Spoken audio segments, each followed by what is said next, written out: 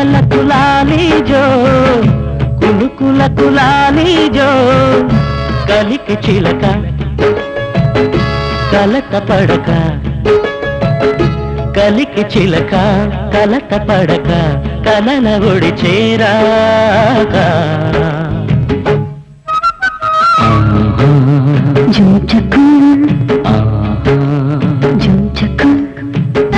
కులుకుల కులాలి జో తడుకుల కులాలి జో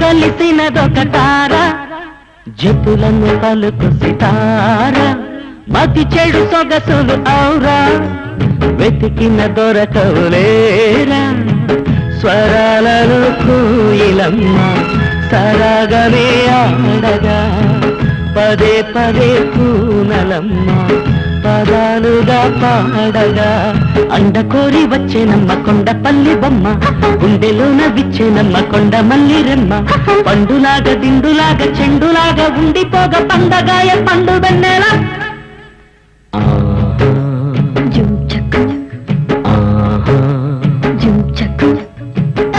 కులుకుల కులాలి జో కడుకుల కులాలి జో झुम चक चक झुम चक चक झुम चक चक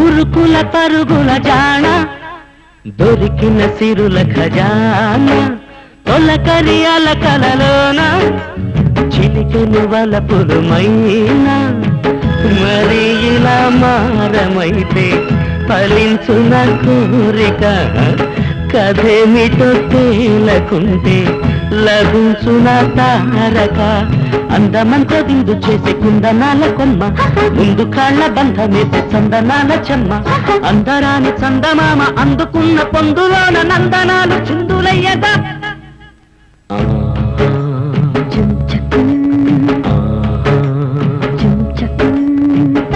కులుకుల కులాలి జో తళుకుల కులాలి జో కులుకుల కులాలి జో తళుకుల కులాలి జో కలికి చిలక కలత పడక కలికి చిలక కలత పడక కలల ఒడి చేరాక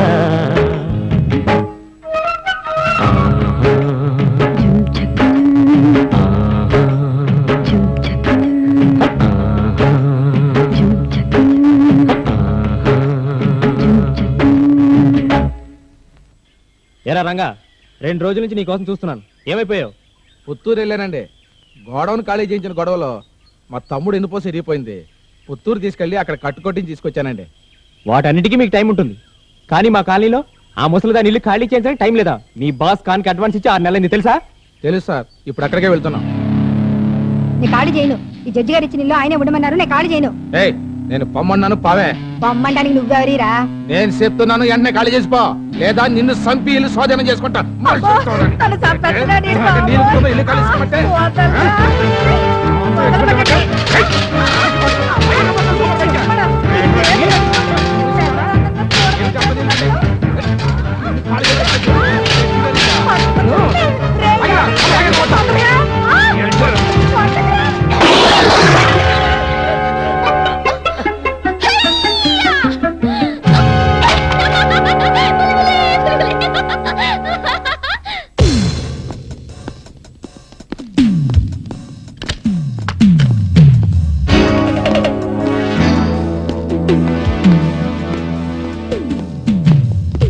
రేయ్ ఎక్కడ రామాయ్ ఎక్కడా?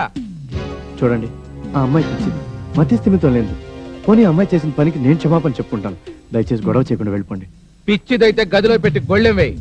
మాతో పెట్టుకుంటే పిచ్చి కుక్కను కొట్టినట్టు కొట్టి చంపుతాం. ఇదిగో, ఇంకెప్పుడన్నా ఇంటి గుమ్మం దాటితే నన్ను అడగండి అయ్యా. ఈ ఒక్కసారికి వదిలేండి ప్లీజ్ ప్లీజ్. జాగ్రత్త.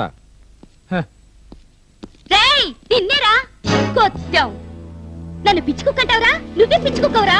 నాకు పిచ్చి అనుకున్నావా? కాదు, నీకు పిచ్చి, నీ బాబు పిచ్చి, నీ తాత పిచ్చి, నీ మాకు పిచ్చి. రాయితో ఒకటి ఇచ్చానంటే నీ బుర్ర పగిలిపోద్ది. పోరాడవా? నా మాట వినండి.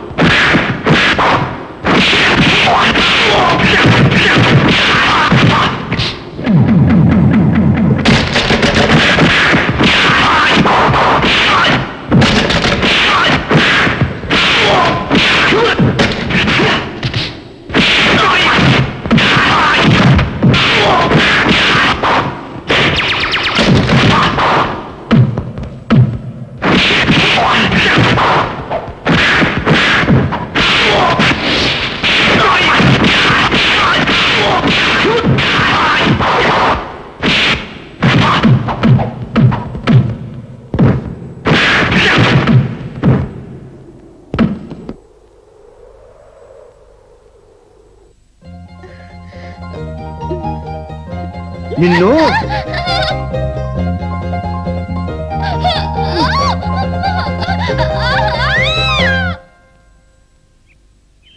నాన్న, ఈ మధ్య నాకెందుకో మనస్థిమితం ఉండటం లేదు.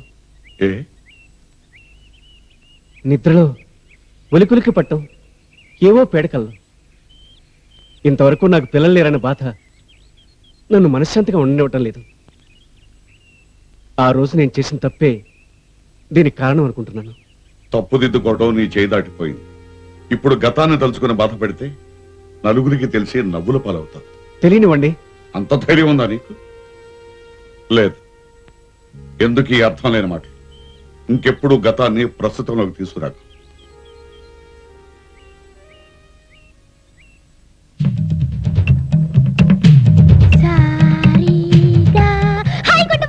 నీ గురించి కదా తల్లి, నువ్వు హార్మోనియం వాయించుకో. రే బావా, ఏమిట్రా ఇదంతా? ఆ కానగాడు మనుషులతో ఎందుకు గొడవ పెట్టుకున్నారు బాబు? గొడవ ఏమిట్రా? ఆ వెధవల్ని న్యాయంగా బతిలాడాను, వినలేదు. 4 తన్ని పంపించానంతే. వాళ్ళని తనాల్సిన అవసరం నీకేంటి? ఒరేయ్, నేను అలా చేయకపోతే ఈ పాటికి నందిని నామరూపాలు లేకుండా చేస్తుండేవాడరా. ఇప్పుడు మాత్రం నువ్వు కొట్టినట్టు కానగాడికి తెలీదా? వాడు వచ్చిన తర్వాత ఊరుకుంటాడా? దాన్నే కదరా, వాడు దాంతో పాటు మన ఇద్దరిని కూడా మటన్ బిర్యానీ చేసుకు తింటాడు. మనం అర్జెంటుగా ఈ ఊరు వెళ్ళిపోవాలరా. ఆ పిచ్చిదాన్ని కూడా మనకెందుకురా బాబు? వాళ్ళెవరో కనుక్కొని దాన్ని అక్కడికి తీసుకెళ్లి వాళ్ళకి అప్పగించి మనకు రావాల్సింది ఏమైనా ఉంటే రాబట్టుకుని ఓ దండమెట్టి ఈ తిరుపతి వదిలి రామేశ్వరం వెళ్ళిపోదారా? నా మాటేనరా? అదేమిటి అలా మాట్లాడతావు? ఆ అమ్మాయిని అప్పచెప్పడం ముఖ్యం కదరా. అప్పచెప్పిన తర్వాత దాన్ని వాళ్ళు ఏం చేస్తారేమిటో తెలుసుకోవడం ముఖ్యం. ఆ గొడవ మనకెందుకురా? టైం వేస్ట్ చేయకుండా త్వరగా చెప్పరా బాబు. వాడు వచ్చేస్తాడు. ఎవడు? ఆ కాన్గాడు. వాడు ఊళ్ళో లేడట. వాడు వస్తే మనకు ఒక కాలు ఒక చెయ్యి తీసేయడం ఖాయం. అప్పుడు మన ఇద్దరం గోవిందరాజుల గుడి దగ్గర గోని సంచులు పరుచుకుని ఈగలు తోలుకుంటూ ఒక కాలు ఒక చెయ్యి లేకుండా పక్క పక్కనే కూర్చుని రామరాం బాబులు అని పాటలు పాడుకుంటూ అడుక్కు తింటుంటే ఎంత అసహ్యంగా ఉంటుంది. ఒక్కసారి ఊహించుకో బావా. నేను వెళ్ళి టెలిగ్రామ్ ఏమన్నా ఫోన్ చేయనా? పోనీ నేనే వెళ్ళి చెప్పరానా? సరేరా, నీ ఇష్టం వచ్చాడు కానీ. థ్యాంక్స్ బావా. ఇదేంటో తెలుసా?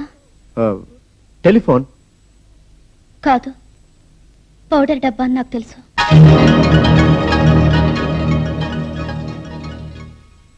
ఇది మౌతార్గన్ కాదు, కత్తెని నాకు తెలుసు. నువ్వు పశువు కాదు, మనసున్న మనిషివని నాకు తెలుసు. అందుకే నీ పంచం చేరాను. నాకు పిచ్చి లేదు. అలా నటించానంతే. క్షమించు. దయచేసి నన్ను వాళ్ళకి అప్పచెప్పకు. వాళ్ళు నన్ను చంపేస్తారు. Please Raju, please please Raju.